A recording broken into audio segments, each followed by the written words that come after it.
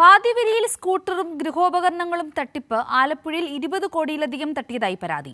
ഓരോ ദിവസവും പരാതികളുമായി എത്തുന്നവരുടെ എണ്ണം കൂടുകയാണ്. ജില്ലയിലെ പരാതികൾ ക്രൈംബ്രാഞ്ചിന് കൈമാറുമെന്ന് ജില്ലാ പോലീസ് മേധാവി പറഞ്ഞു.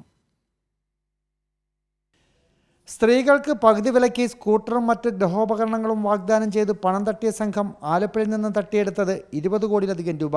ഇരകളായതിലധികവും സ്ത്രീകളാണ്. 3050-ലധികം ആളുകളാണ് തട്ടിപ്പിനിരയായത്.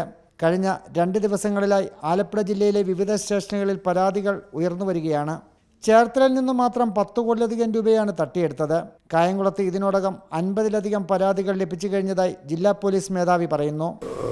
ഇതിൽ ഒരു കാര്യം കാണുന്നതിൽ നമ്മുടെ അടുത്ത് വരുന്നത് മുഴുവൻ കോർഡിനേറ്റേഴ്സും വരുന്നുണ്ട്. കോർഡിനേറ്റേഴ്സിനെ ഈ ഡയറക്റ്റ്ലി ഉപഭോക്താക്കൾ വിളിച്ചിട്ടുള്ള ഇത് വരുമ്പോൾ അവർ ആ പ്രഷർ ഫീൽഡിൽ വരുന്നുണ്ട്. അപ്പോൾ കോർഡിനേറ്റേഴ്സിൻ്റെ അക്കൗണ്ടിൽ കൂടെ പോയവർ കാണുന്നില്ല. ഇതുവരെ കണ്ടതിലൊന്നും കോർഡിനേറ്റേഴ്സിൻ്റെ അക്കൗണ്ടിൽ കൂടെ അല്ല കാണുന്നത്. ഡയറക്റ്റാണ് അവർ കൊടുത്തിരിക്കുന്നതായിട്ടാണ് കാണുന്നത്. അവരെ പെറ്റീഷൻ ഇവിടെ സ്വീകരിക്കുന്നുണ്ട്. ഇനി ഇൻ കേസ് അത് ഈ പറഞ്ഞ രീതിയിൽ സ്റ്റേറ്റ് ക്രൈം ബ്രാഞ്ചും വരെ ഇൻവെസ്റ്റിഗേറ്റ് ചെയ്യുകയാണെങ്കിൽ അങ്ങോട്ട് ട്രാൻസ്ഫർ ചെയ്ത് കൊടുത്ത് അവിടുന്ന് ഇൻവെസ്റ്റിഗേഷൻ.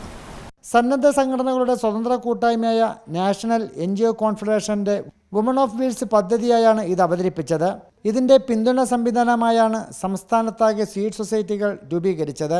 ജില്ലയിലെ 12 ബ്ലോക്കുകൾ കേന്ദ്രീകരിച്ചും സീഡ് സൊസൈറ്റികൾ പ്രവർത്തിച്ചു വരുന്നു.